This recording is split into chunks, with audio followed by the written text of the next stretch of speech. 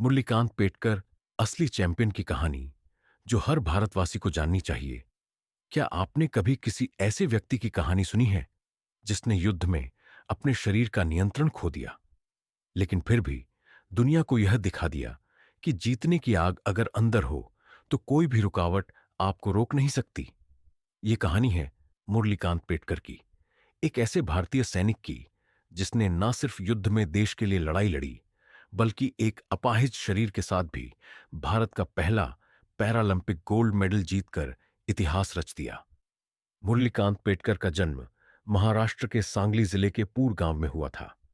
बचपन से ही उनमें कुछ अलग करने की जिद थी। वे तेज थे, मजबूत थे और हर क्षेत्र में सबसे आगे रहना चाहते थे। सेना में भर्ती होना उनका सपना था और उन्होंने इसे साकार किया। वे भारतीय सेना की सिग्नल कोर में शामिल हुए और वहीं से उनका खेलों के प्रति प्रेम और प्रतिभा सामने आया। वे एक बेहतरीन बॉक्सर बने और सेना के लिए कई प्रतियोगिताएं जीतीं। एक जवान, एक एथलीट और एक जुनूनी इंसान। मुरलीकांत की जिंदगी सुनहरे पलों से भरी हुई थी, लेकिन किस्मत ने एक कड़ा मोड़ लिया। 1965 का भारत पाक युद्ध मुरलीकांत के जीवन की दिशा ही बदलने वाला था। युद्ध के मैदान में उन्हें 9 गोलियां लगीं। एक ग्रेनेड धमाके ने उनकी रीढ़ की हड्डी को क्षतिग्रस्त कर दिया। वे बेहोश होकर जमीन पर गिर पड़े। जब होश आया तो शरीर का निचला हिस्सा सुन्न था। वो चल नहीं सकते थे, दौड़ नहीं सकते थे। एक खिलाड़ी के लिए यह मौत से भी बड़ा दुख था, लेकिन यही वो पल था जब उन्होंने फैसला किया कि वे हार नहीं मानेंगे। वजह साफ थी, उनका आत्मविश्वास, उनका हौसला और उनके भीतर बैठी वह आग जो उन्हें सामान्य नहीं रहने देती थी। वे व्हील चेयर पर आए, लेकिन मन में यह तय कर लिया कि जिंदगी को अब और बड़ी ऊंचाई पर लेकर जाना है। उन्होंने स्विमिंग को चुना। हां, जिस इंसान का शरीर अब चल नहीं सकता था, उसने पानी में तैरने का सपना देखा। सोचिए कितनी बड़ी बात थी ये। लेकिन उन्होंने इसे केवल सपना नहीं रखा, उन्होंने उसे हकीकत बनाया।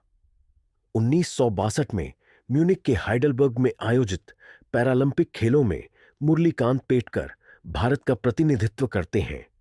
उस समय पैरालंपिक का नाम तक कोई नहीं जानता था।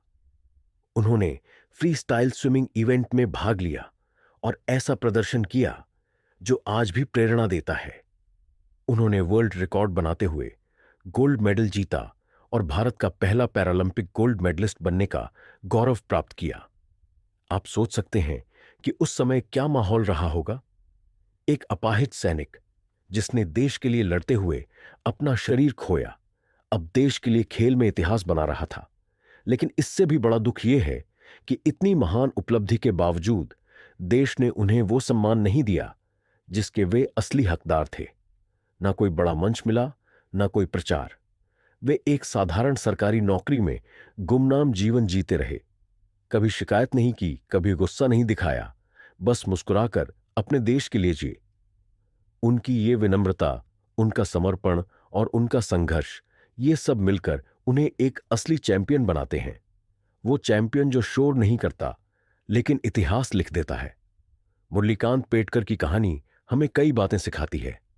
सबसे पहली और सबसे बड़ी बात, शरीर की ताकत से बड़ी होती है आत्मा की शक्ति। अगर आपका मन और आपकी आत्मा मजबूत है तो दुनिया की कोई भी ताकत आपको रोक नहीं सकती। दूसरा सबक यह है कि सच्चे योद्धा कभी हालातों से नहीं डरते। वे गिरते हैं, टूटते हैं, लेकिन फिर भी उठते हैं और आगे बढ़ते हैं। आज के समय में हम थोड़ी सी असफलता से ही निराश हो जाते हैं। एक इंटरव्यू में फेल हो गए तो खुद को निकम्मा मान लेते हैं। एक सपना टूट जाए तो जिंदगी को खत्म मान लेते हैं। लेकिन मुरलीकांत पेटकर की कहानी हमें बताती है कि अगर आपके भीतर जिद है, जुनून है और खुद पर विश्वास है, तो आप कुछ भी कर सकते हैं। कोई भी परिस्थिति आपको रोक नहीं सकती। यह कहानी सिर्फ एक प्रेरणा स्रोत नहीं है, ये एक दिशा है जो हमें यह बताती है कि जिंदगी की सबसे बड़ी लड़ाई शरीर से नहीं, सोच से लड़ी जाती है। और जब सोच जीत जाती है तो पूरी दुनिया आपके सामने झुक जाती है। मुरलीकांत पेटकर आज भी हमारे बीच हैं, एक शांत और साधारण जीवन जीते हुए। उन्होंने कभी अपने लिए कोई विशेष मांग नहीं की, कोई शोहरत नहीं मांगी, बस अपना काम किया और देश का नाम रोशन किया।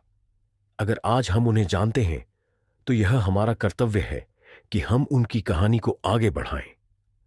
आज के युवा को चाहिए कि वे इस कहानी से सीख लें और अपने जीवन की हर चुनौती का डटकर सामना करें, क्योंकि हारे हुए शरीर को दुनिया भूल सकती है, लेकिन जीती हुई आत्मा को इतिहास याद रखता है। अगर यह कहानी आपको प्रेरणा देती है तो इसे लाइक करें, कमेंट करें और अपने दोस्तों के साथ शेयर करें। और हमारे चैनल अचीव मास्टरी को सब्सक्राइब करें ताकि हम आपके लिए ऐसी ही जिंदा दिल कहानियां लाते रहें। हमें सपोर्ट करें ताकि हम और लोगों को हिम्मत दे सकें। धन्यवाद।